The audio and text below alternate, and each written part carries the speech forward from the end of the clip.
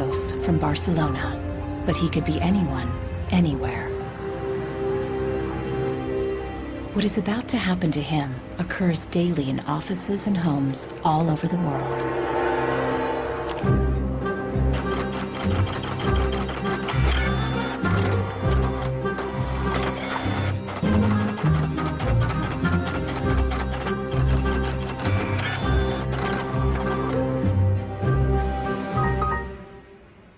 A part inside the printer has failed, and the manufacturer sends Marcos to technical support.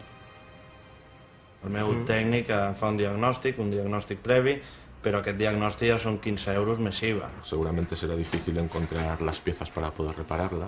Realment, reparar-la no li surt molt a compte. Que reparar-la parlem d'uns 110, 120 euros. Tienes impresoras desde 39 euros. Jo t'aconsellaria que miressis impressores noves. Així que, sens dubte, jo em compraria una nova, It's no coincidence that all three shopkeepers suggest buying a new printer. If he agrees, Marcos will become yet another victim of planned obsolescence, the secret mechanism at the heart of our consumer society. Our role in life seems to be just to consume things with credit, to borrow money to buy things we don't need.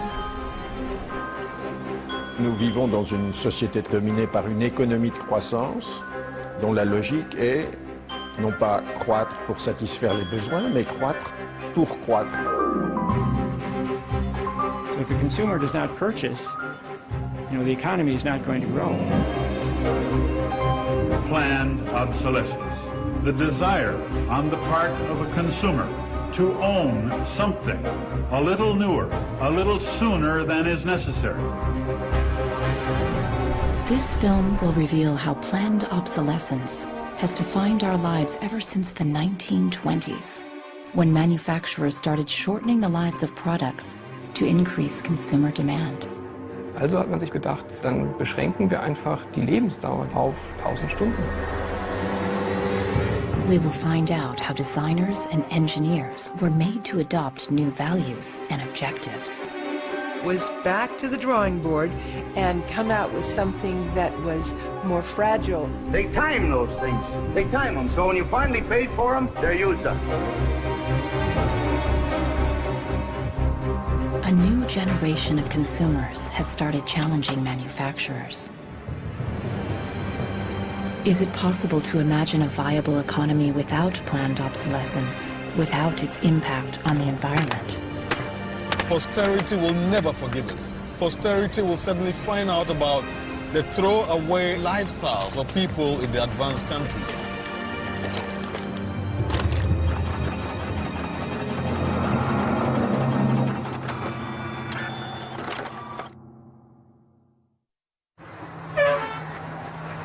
Welcome to Livermore, California, home of the longest burning light bulb in the world. My name's Lynn Owens, and I am chairman of the Light Bulb Committee.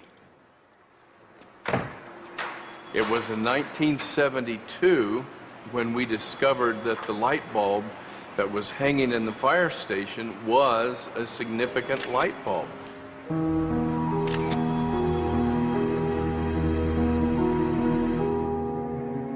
The light bulb at the Livermore fire station has been burning continuously since 1901. Ironically, the bulb has already outlasted 2 webcams.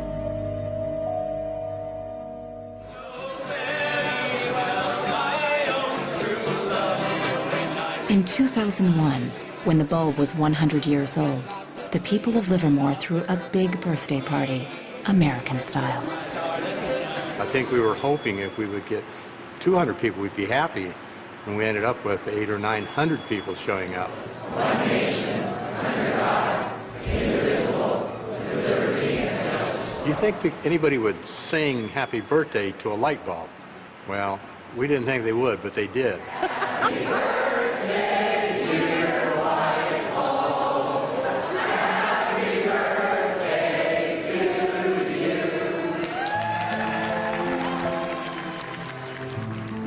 The origin of the bulb was, it was produced in a town called Shelby, Ohio, back around 1895, and put together by some very interesting ladies that I have some pictures of, and some gentlemen that invested in the company. The filament was invented by Adolphe Chaillet. He invented his filament to last.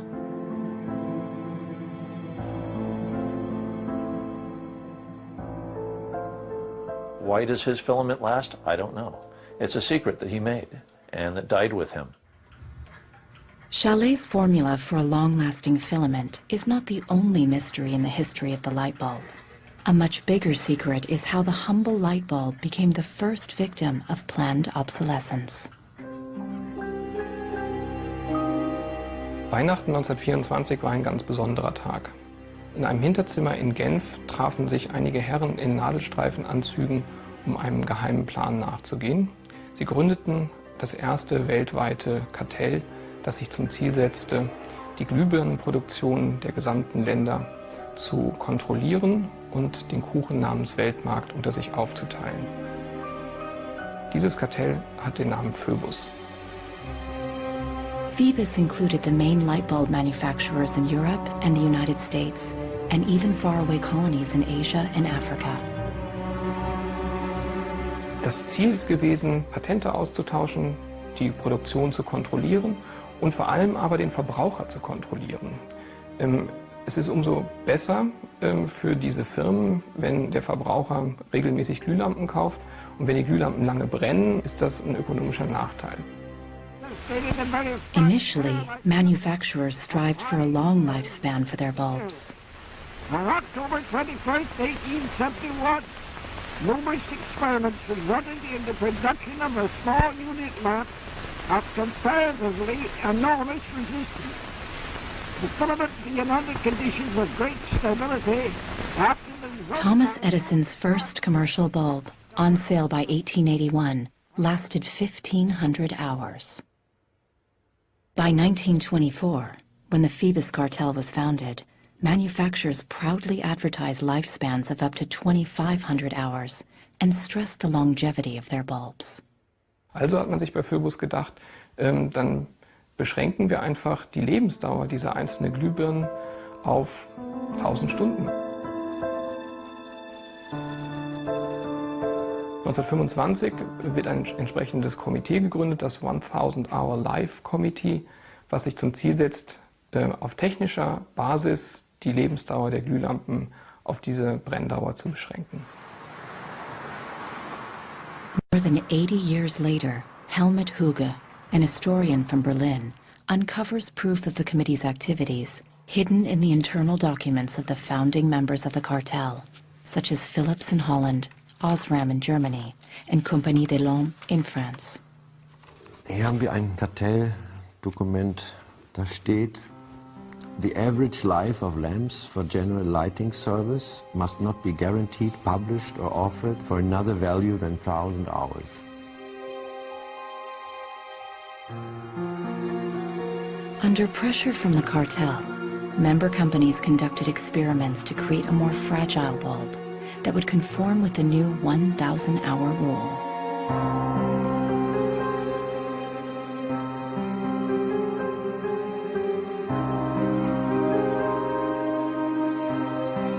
Bulb production was monitored rigorously to make sure cartel members complied. Eine Maßnahme bestand beispielsweise darin, einen Prüfstand zu errichten, in dem viele kleine Sockel zu finden sind, in die dann wiederum einzelne Exemplare aus verschiedenen Produktionsreihen eingeschraubt wurden, und Firmen wie Osram haben dann genauestens protokolliert, wie lange diese Lampen brannten. Phoebus enforced its rules through an elaborate bureaucracy. Members were fined heavily if their monthly life reports were off the mark.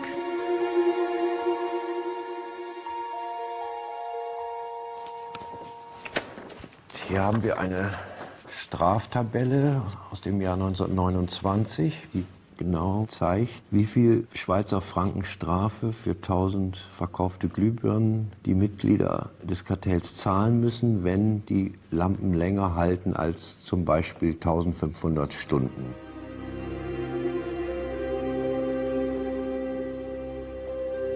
As planned obsolescence took effect, lifespans fell steadily. In just 2 years, they dropped from 2,500 hours to less than 1,500 hours. By the 1940s, the cartel had reached its goal. 1,000 hours had become the standard lifespan for bulbs. I can see how this was very tempting in 1932. I think at the time sustainability was actually substantially less of an issue because I don't think they looked at the planet as being one with finite amount of resources. They looked at it as from an abundance perspective. Ironically, the light bulb has always been a symbol for ideas and innovation, and yet it's one of the early and best examples of planned obsolescence. In the following decades, inventors filed dozens of patents for new light bulbs, including one lasting 100,000 hours.